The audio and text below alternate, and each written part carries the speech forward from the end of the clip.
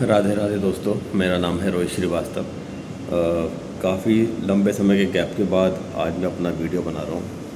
और बनाने का रीज़न है कि हाँ, मैं भी रील्स स्क्रॉल करता हूँ, मैं भी वीडियोस बनाता हूँ। और मतलब कैसा माहौल हो गया है हमारे हिंदुस्तान में, चाहे वो हिंदू मुस्लिम को लेकर के हो या फिर लड़कियों को लेकर के हो, बच्चियों को लेकर के हो, माता पिता को लेकर के हो। इतने सारे रील्स स्क्रॉल हो रहे हैं, वायरल हो रहे हैं कि बच्ची के साथ रेप हो रहा है। आज मैंने देखा कि 22 तारीख को मैं रील स्क्रॉल कर रहा था, मैं देखा कि 22 तारीख को एक 13 साल की बच्ची के साथ रेप हुआ पंजाब में। और कुछ दिन पहले 3 साल की बच्ची के साथ रेप हुआ, फिर 6 साल के बच्ची के साथ रेप हुआ। मतलब इतनी हैवानियत, इतना हवस मतलब भरा हुआ है लोगों में। ऐसा मतलब क्या है?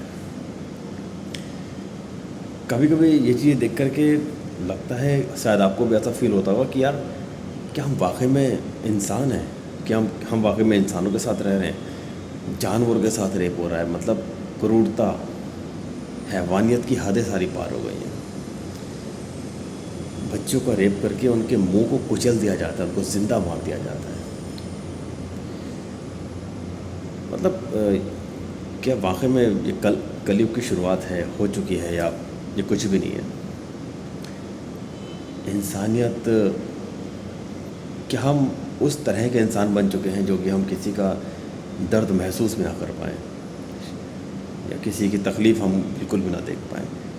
अब आप खुद सोचिए कि 3 साल का एक बच्चे का शरीर क्या होगा, 13 साल की एक मासूम सी लड़की क्या होगी, क्या सोच होगी उसकी, क्या उसके विचार होंगे कि कोई मुझको ऐसे छुएगा, ऐसे करेगा। और बूढ़े बूढ़े लोग जो कि 55, 60, 65, 40, 45 साल के लोग हैं, ऐसे लोग रेप कर रहे हैं। रिसेंटली मैंने खबर सुनी कि अभी 7 या 8 दिन पहले 3 साल की बच्ची का रेप किया। मतलब बोलने में भी बड़ा अजीब सा लग रहा है यार। बच्ची का रेप किया, और दिक्कत क्या थी कि जिस लड़के ने रेप किया उसके पापा से कुछ कहासुनी हो गई थी, दुश्मनी थी। उसके लिए उन्हें बच्चे को मार दिया। बच्ची का रेप किया, उसका मुंह कुचल के मार दिया उसको।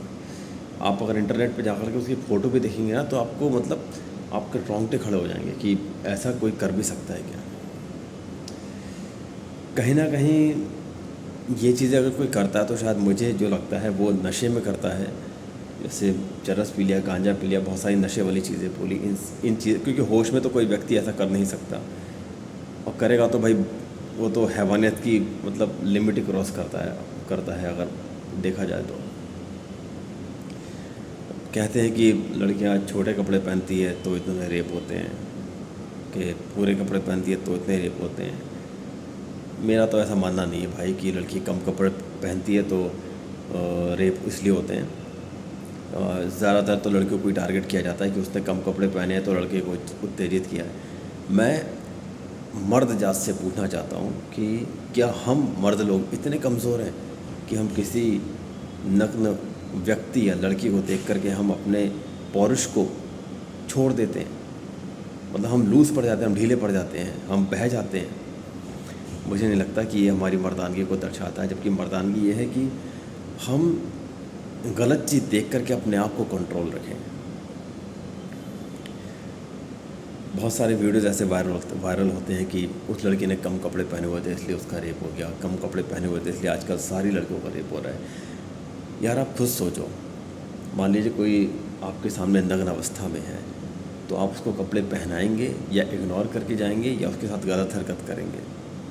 दो काम कर सकते हैं, या तो हम चले जाएं, या तो इग्नोर कर दें, या तो उसे कपड़े पहना दें।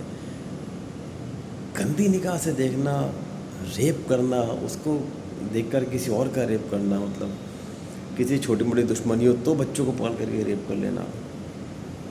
लड़की तो छोड़ो भाइयों, लड़कों तक को नहीं बख्शते हैं यार ऐसे लोग। हैवानियत की इतनी हदें पार हो चुकी हैं कि लड़के तक को बख्शा नहीं जाता है। बहुत दुख होता है हिंदुस्तान में ऐसे रेप के हालात को देख करके। और सबसे बड़ी बात यह है कि कानून रेपिस्ट को लेकर के बिल्कुल नहीं बना है। कानून बना है, अगर ट्रेन में केतली में किसी ने खाना बना दिया तो उसको लेकर के सख्ती की जाती है। रेपिस्ट को लेकर के क्या सख्ती कर रहे हैं बताओ? उसको 7-8 साल की सज़ा दे देंगे, वो जेल में भी खाएगा पिएगा, लोगों से बात करेगा, घूमेगा फिरेगा, 7-8 साल बाद फिर बाहर बाहर निकल जाएगा, क्या गारंटी कि वो फिर से वो काम नहीं करेगा। जबकि ऑन द स्पॉट आपके पास सारे सबूत हैं, वो खुद कबूल भी करते हैं कि मार दिया है।